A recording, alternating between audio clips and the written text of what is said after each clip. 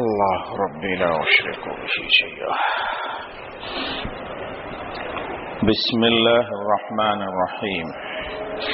عن ابی هريرة رضی اللہ عنہ قال سمعت رسول اللہ صلی اللہ علیہ وسلم یقول قال اللہ عز وجل قسمت الصلاة بینی وبین عبدی شطرین فنصفها لی ونصفها لعبدی ولعبدی ما سأل. قال فقال رسول الله صلى الله عليه وسلم اقرأوا يقول العبد الحمد لله رب العالمين فيقول الله عز وجل حمدني عبدي ولعبدي ما سأل. فيقول الرحمن الرحيم فيقول أثنى علي عبدي ولعبدي ما سأل. يقول مالك يوم الدين فيقول الله مجدني عبدي فهذا لي.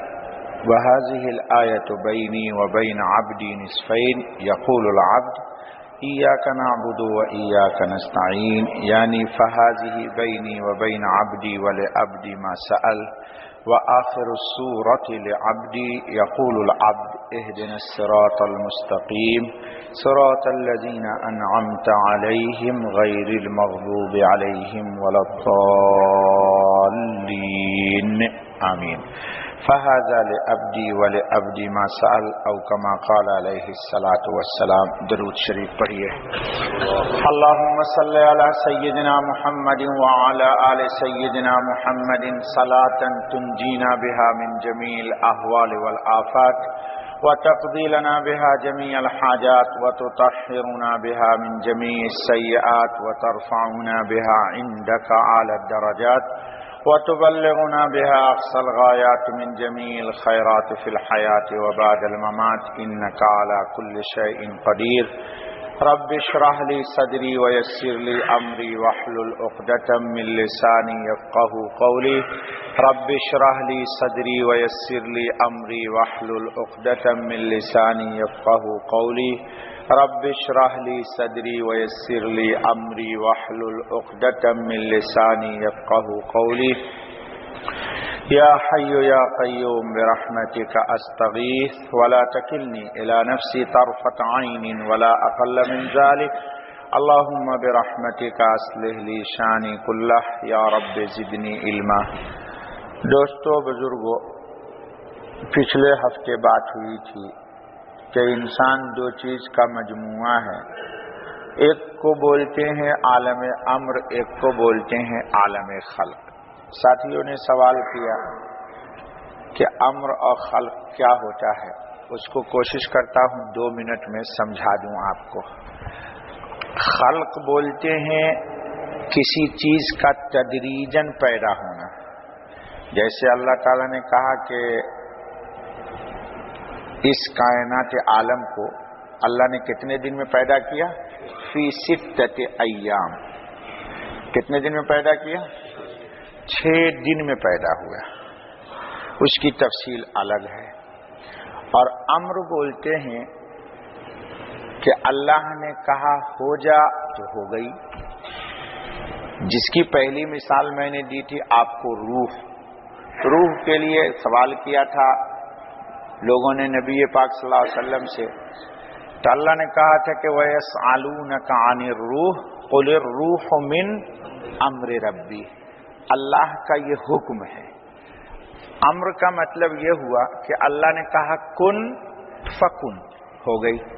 جیسے عرش عالم امر ہے، کرسی عالم امر ہے، قلم جس کا تذکرہ قرآن میں ہے عالم امر ہے. تو روح بھی عالم امر ہے. اور جن چیزوں کو اللہ نے تدریجاً پیدا کیا وہ عالم خلق ہے.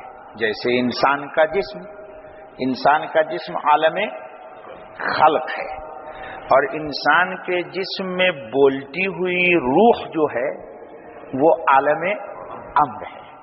اس لیے میں نے کہا تھا آپ سے کہ اکابر بزرگان دین نے فرمایا کہ انسان عالم امر اور عالم خلق کا مجموعہ ہے. یعنی ایک چیز تو اس میں وہ ہوئی روح جو ایک دم سے اللہ کے حکم سے پیدا ہو کے داخل ہو گئی، اور عالم خلق کی چیز ہوئی انسان کا جسم. تو عالم خلق کے لیے انسان کو باقی رکھنے کے لیے عالم خلق ہی کی ضرورت پڑے گی.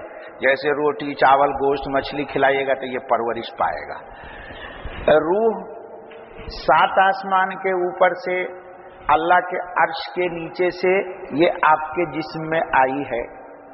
یہ عالم امر کی چیز ہے.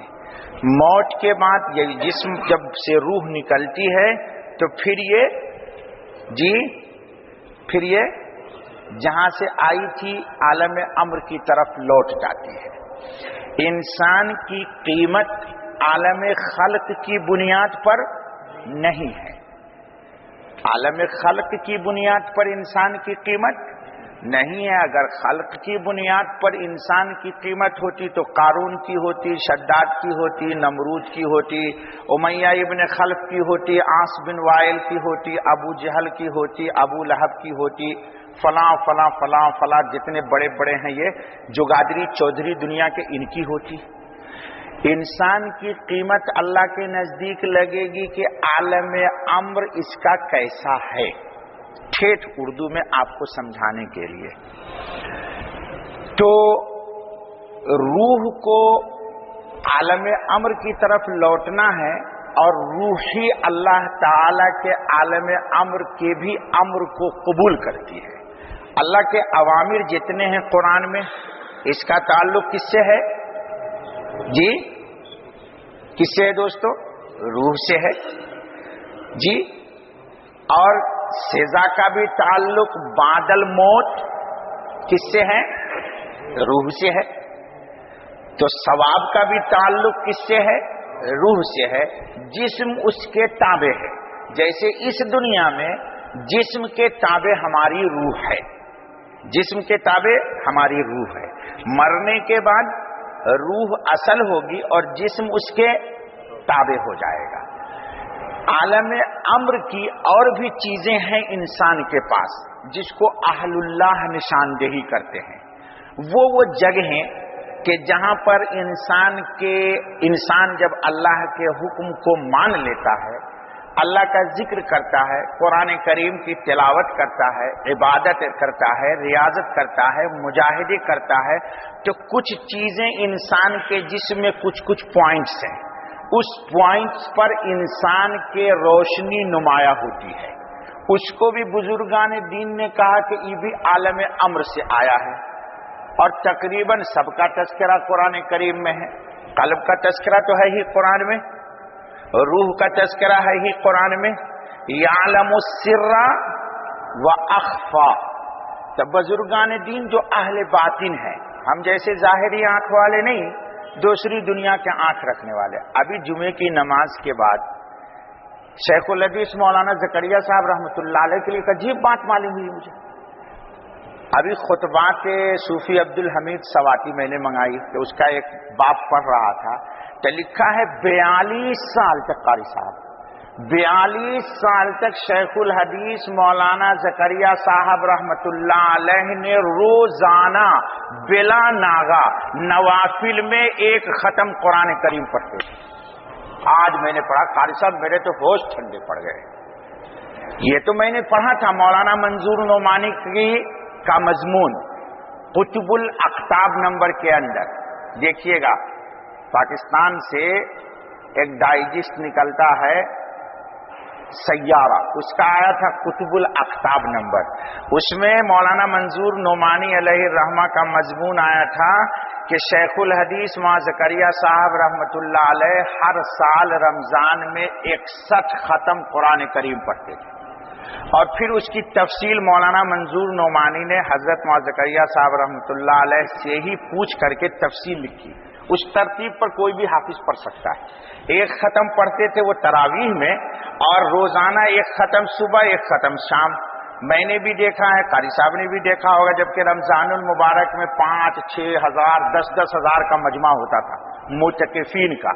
کتنے ختم کرتے تھے؟ 61.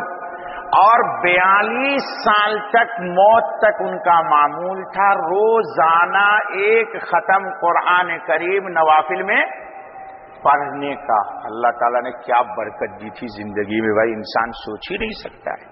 اچھا بھیا، تو وہ علماء کرام جن کے دل روشن ہیں وہ کہتے ہیں کہ انسان کے جسم میں بعض پوائنٹس ایسے ہیں، جگہیں ایسی ہیں کہ جہاں پر انسان جب اللہ کا ذکر کثرت سے کرتا ہے تو وہاں پر وہ چیزیں روشن ہو جاتی ہیں۔ جو اہل اللہ یہاں موجود ہیں وہ بھی جانتے ہیں اس کو، کہتے ہیں کہ لطیفہ قلب ہے، اس کا تذکرہ قرآن میں ہی ہے۔ جی حضور نے بھی فرمایا کہ قلب درست ہو گیا تو سب درست، اور قلب بگڑ گیا تو سب بگڑ گیا۔ تو لطیفہ قلب تو قرآن میں ہے، اور روح کا تذکرہ بھی قرآن میں ہے۔ وَيَسْأَلُونَكَ عَنِ الرُّوحِ قُلِ الرُّوحُ مِنْ أَمْرِ رَبِّي، تو روح بھی انسان کے جسم میں ہے، تو قلب بھی عالم امر کا ہے چیز، گوشت نہیں، جو اس کی پاور شکتی ہے وہ۔ روح بھی عالم امر کا، اور پھر سر بھی عالم امر کا، اور اخفا بھی عالم امر کا، اور نفس بھی اس سے ذکر کرایا جاتا ہے تاکہ عالم امر کی پرواز میں یہ عالم خلق کا رورا نہ اٹکائے۔ مجدد الفسانی رحمۃ اللہ تعالی علیہ، اللہ ان کی قبر کو نور سے بھر دے، بڑی زبردست بات لکھی ہے۔ لکھا ہے کہ میں نے لطیفہ نفس سے 40 سال مسلسل ذکر کیا ہے، تب جا کر کے اس نے مجھ سے یہ کمپرمائز کیا ہے کہ نیکی کے راستے میں روڑے نہیں ڈالے گا، نیکی کا حکم نہیں کرے گا مجھے، صرف روکے گا نہیں مجھے۔ مفتی محمد شفیع صاحب رحمۃ اللہ علیہ نے لکھا ہے کہ نفس مرتا نہیں ہے، نفس کمزور ہو جاتا ہے عبادت و مجاہدہ کی بنیاد پر، اور اس کی مثال سیم لائک ایسی ہے جیسے سردی کے دنوں میں کوبرا سانپ، کہ سردی کے مارے وہ ٹھٹھر جاتا ہے، ایک دم سکڑ جاتا ہے، لیکن اس کے زہریلے مادے تیز ہو جاتے ہیں، مہلک زیادہ بن جاتے ہیں، بس ذرہ برابر بھی اگر ٹچ کر دیا تو ایک دم زہر سرایت کر جاتا ہے۔ تو مجاہدے کرنے سے، ریاضت کرنے سے، محنت کرنے سے، اللہ کی اطاعت و عبادت کرنے سے، رسول پاک صلی اللہ علیہ وسلم کی سنت پر عمل کرنے سے یہ نفس کمزور تو ہو جاتا ہے، ختم نہیں ہوتا۔ خیر دوستو، تو جب انسان اللہ پاک کے ذکر کی کثرت کرتا ہے تو ان تمام مقامات سے اس کو روشنی آتی ہے۔ اب چلیے اللہ کے نام کی طرف۔ اللہ کا نام آج ہمارے درس میں 2 ہے۔ الحمدللہ رب العالمین آپ نے نماز میں کہا تو اللہ نے فرمایا تھا کہ حمدنی عبدی، میرے بندے نے میری حمد کر دی، تعریف کر دی، میری خوبی بیان کر دی۔ ستار بھائی بیٹھ جائیے۔ یہ کیوں اللہ نے کہا تھا اس پر بھی بات ہو گئی تھی، تاکہ خود حق جل مجدہ قیامت کے دن فرشتوں سے آپ کے حمد کی شہادت لے لیں۔ پیچھے مت چلیے، آگے چلیے۔ آج کا سبق ہے، بندہ جب کہتا ہے الرحمن الرحیم، یہ اللہ کے 2 نام ہیں۔ اللہ کے کیا نام ہیں؟ یہ 2۔ یہ دونوں نام اللہ کے جمالی ہیں، یعنی صفات جمال سے تعلق رکھتے ہیں، صفات جلال سے نہیں ہے اس کا تعلق۔ یہ دونوں نام اللہ کے صفات جمال کے ہیں۔ اسماء حسنہ کے خواص میں مولانا اندر شاہ صاحب مدد اللہ العلی کی بھی ایک کتاب ہے شرح اسماء حسنہ، اس میں بھی لکھا ہے اور بزرگوں نے بھی لکھا کہ جن لوگوں کو نسیان کی شکایت ہے، بھولنے کی، بھولتے ہیں نا لوگ، بات یاد نہیں رہتی، بہت سارے لوگوں کو شکایت ہوتی ہے، تو لکھا ہے کہ یا رحمان یا رحیم نماز پنجگانہ کے بعد اگر انسان 100 دفعہ پڑھ لے تو اس اسماء کا، اللہ کے اس نام کی برکت سے اس کی قوت یادداشت صحیح ہو جائے گی اور صفت عبدیت کی طرف توفیق مل جائے گی۔ جی، صفت عبدیت کی طرف، یعنی بندہ اللہ کے وظیفے کو کما حقہ، جیسا کہ مطلوب ہے عند اللہ، ایسے ہی ادا کرنے کی اس کو توفیق مل جائے گی۔ تو الرحمن اور الرحیم یہ دو اللہ کے نام ہیں. رحمان کا ترجمہ ہے مہربان اور رحیم کا ترجمہ ہے جی رحم کرنے والا. دوسرے لفظوں میں اس کا ترجمہ یوں ہے کہ بار بار اپنے بندے کو معاف کرنے والا. الرحمن مہربان ہے اور الرحیم بندے کو بار بار معافی دیتا ہے. یہ نہیں کہ ایک بندہ معافی مانگ لے پھر گناہ کر لے اب پھر آ جائے معافی مانگنے کے لیے تو کہتے بھائی کتنی بار معاف کروں تم کو یار, تم نے تو معافی کا ایک طریقہ ہی بنا لیا یار. روزانہ آ جاتے ہو 10 روپے مانگنے کے لیے کہ ابھی لا کر کے دیتا ہوں, تم نے تو اپنا ایک طریقہ ہی بنا لیا. تو اللہ پاک ایسا نہیں کرتے ہیں. الرحمن مہربان ہے, الرحیم اپنے مہربانی سے کبھی کبھی بندے کو بغیر معافی مانگے ہوئے بھی معاف کر دیتا ہے. بندے نے معافی نہیں مانگی پھر بھی وہ اس کو, قرآن میں بھی ہے وَيَعْفُو عَنْ كَثِيرٍ, اللہ تعالیٰ اپنے نام کی لاج رکھ کر کے اپنے اس نام کو مد نظر رکھ کے اپنے بندے کو بغیر اس کے مطالبہ معافی کے کیا کر دیتا ہے, معاف کر دیتا ہے. کیوں معاف کر دیتا ہے؟ اس لیے کہ وہ رحمان ہے, اس لیے کہ وہ رحمان ہے.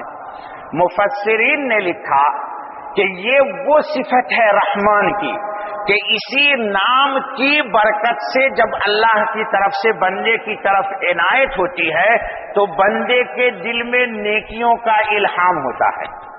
کس نام کی برکت سے؟ الرحمن کی وجہ سے. اور یہ عام ہے, مومنین کو کلمے کی توفیق ملی اور کلمے کی توفیق کے بعد عمل صالح کی توفیق ملی. اور الرحیم جس طرح اس نے رحمان سے توفیق دی, الرحیم ہونے کی وجہ سے وہ قبول بھی کر لیتا ہے.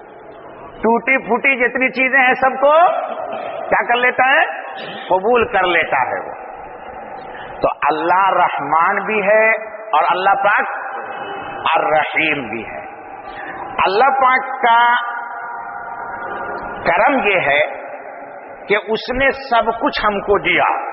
یہ اس کا جواب ہے یہاں پر کہ ہمارا کوئی حق اللہ پہ نہیں تھا. کوئی چیز ہو سکتا ہے حق ہمارا اللہ کے اوپر ہو.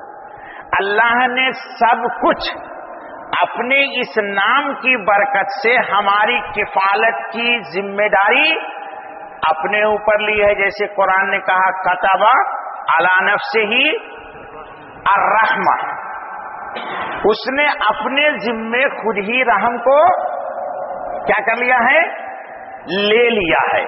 تو رحم کو جب لے لیا اس نے تو اسی نام کی برکت کی وجہ سے اس نے رحمت للعالمین رسول عطا کر دیا.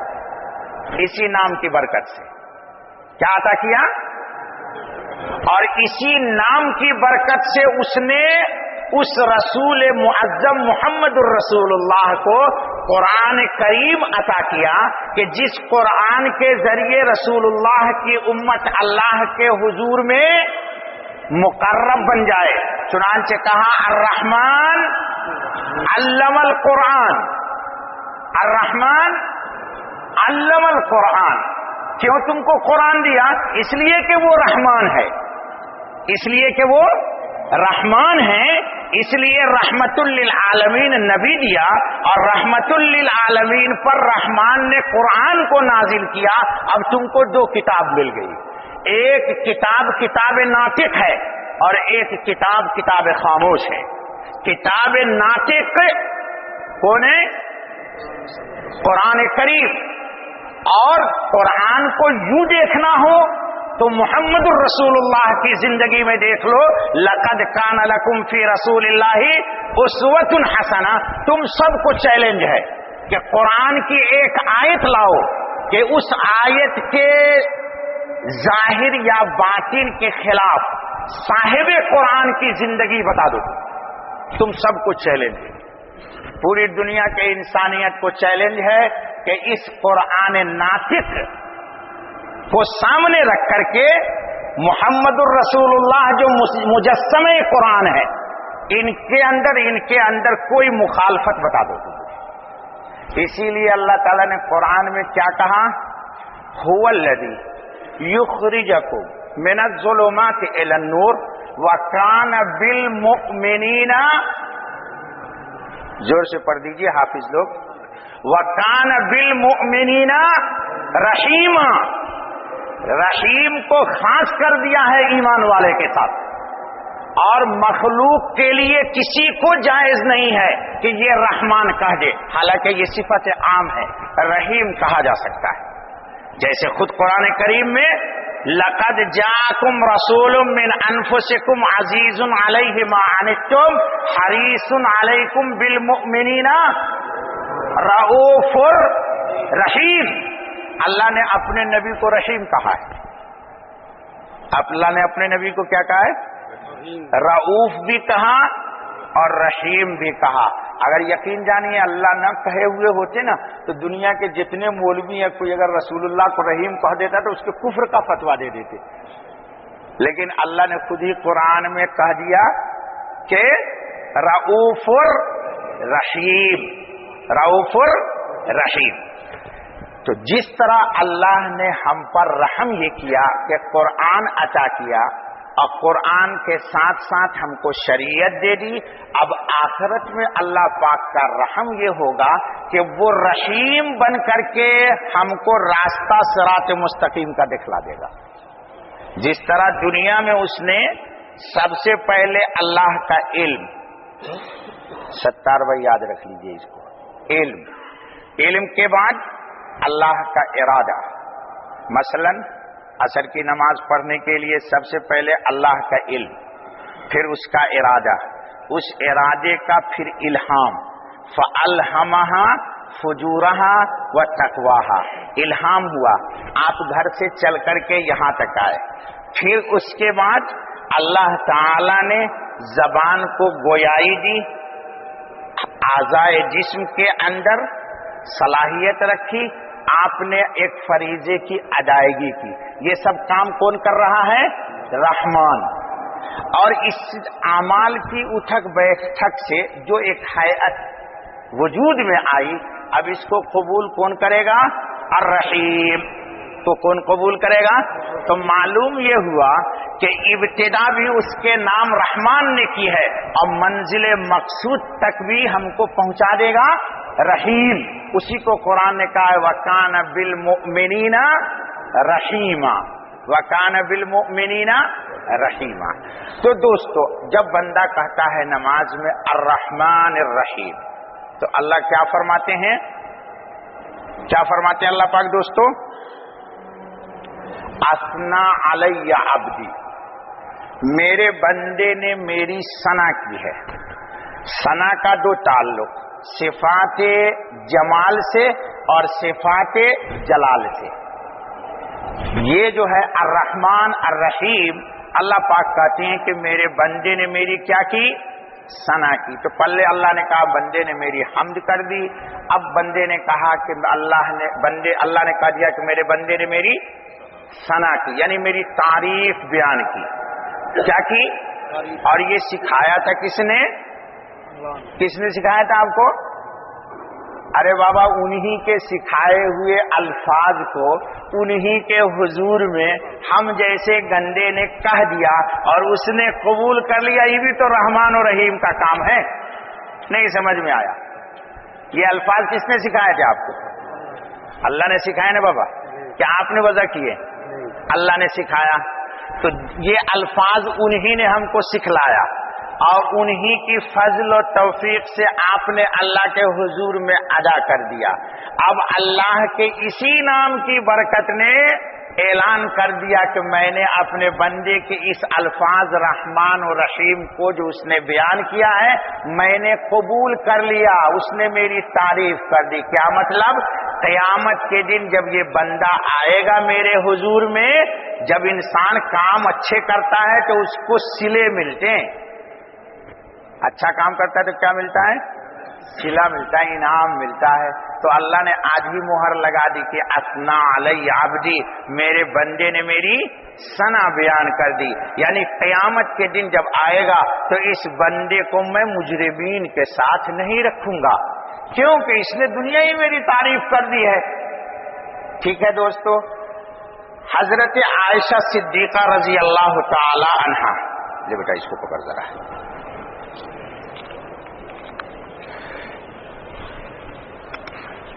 ایک روز ابن ماجہ کی روایت ہے، رسول اکرم صلی اللہ علیہ وسلم کے پاس بیٹھی ہوئی تھی اور انہوں نے ایک دعا مانگی۔ کیا کی؟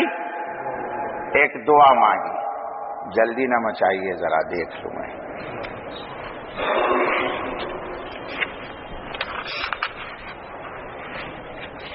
کہاں چلا گیا بھیا؟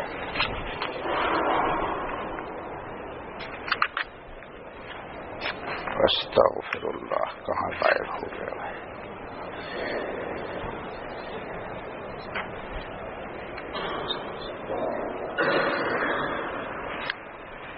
دیکھیے ڈھونڈنے کے وقت نہیں ملتا ہے۔ ہوئی میرے اللہ، ہاں، الرحمن الرحیم، سنیے، اللہم انی ادعوک اللہ وادعوک الرحمن وادعوک البر الرحیم وادعوک باسمائک الحسنى كلها ما علمت وما لم اعلم ان تغفر لي وترحمني۔ قال فاستضحك رسول الله صلى الله عليه وسلم ثم قال انه لفي الاسماء التي دعوت بها اي اسم الله الاعظم۔ حضرت عائشہ نے ایک دعا مانگی ہے جو پڑھ کے آپ کو سنائی میں نے، تو رسول اکرم صلی اللہ علیہ وسلم مسکرا گئے۔ حضور صلی اللہ علیہ وسلم نے فرمایا، اے عائشہ، تو نے اسم اعظم سے دعا کر لی ہے، تیری دعا قبول ہو گئی۔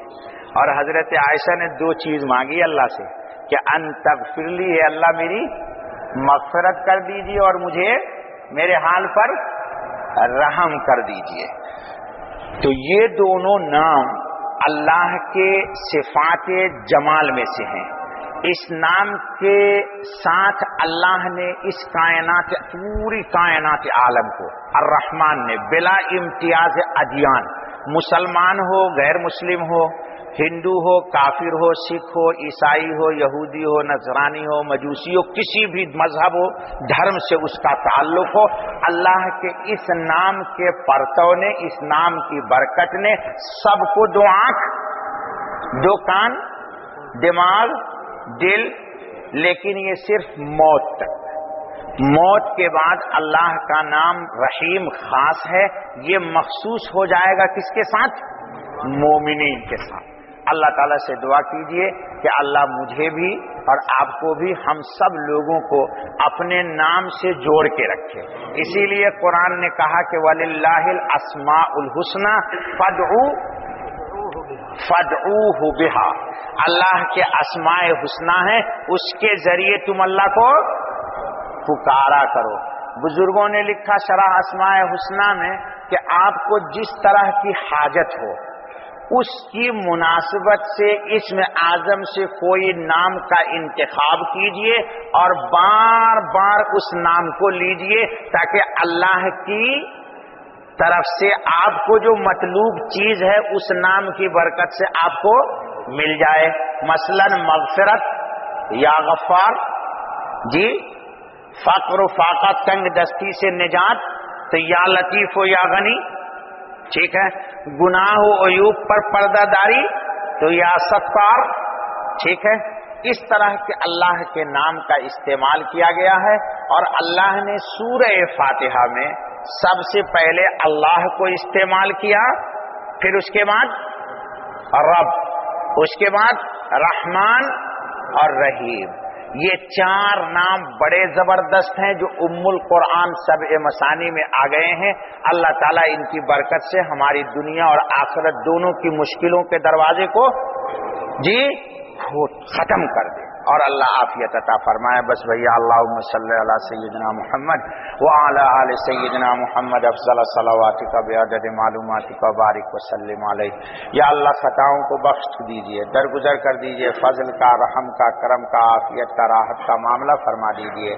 یا رحمان یا رحیم یا ارحم الراحمین یا ارحم الراحمین یا ارحم الراحمین. ہمارے دل کی الہ العالمین غفلت کو معرفت کے نور سے بدل دیجیے. یا الہ العالمین تمام لطائف کو منور کر دیجیے. یا اللہ محض اپنے فضل و کرم کی بنیاد پر ہمارے ظاہر سے بہتر باطن کو تو سنوار دے اور ہمارے ظاہر کو نبی پاک صلی اللہ علیہ وسلم کی سنت سے مزین کر دے. یا اللہ حب جاہ حب باہ سے بچا لے، حسد سے، کینہ سے، غرور سے، بڑا بننے کے جذبے سے بھی ہماری حفاظت فرما لے. یا اللہ اس درس میں جو ہم سے کمی کوتاہی ہو جاتی ہے اس کو اپنے فضل سے معاف فرما دے. یا اللہ علم نافع عطا فرما دے. یا اللہ علم نافع عطا فرما دے. یا اللہ علم نافع عطا فرما دے. عمل صالح کی توفیق عطا فرما دے. یا اللہ ہمارے باطن کو اپنی معرفت کے نور سے منور کر دیجئے، ظلمت کو دور کر دیجئے. جسم کے انگ انگ سے، جسم کے ایک ایک بوٹی سے، جسم سے ایک ایک بال و بن سے، ایک ایک ہڈی سے اپنے نام کے الہ العالمین ذکر کو جاری کر دیجئے. یا اللہ اپنے فضل سے یہ نعمت عطا فرما دیجئے، ہماری دعا کو قبول فرمائیے. سبحان ربک رب العزت عما یصفون وسلام علی المرسلین والحمد للہ رب العالمین. جزاک اللہ خیر دوستو.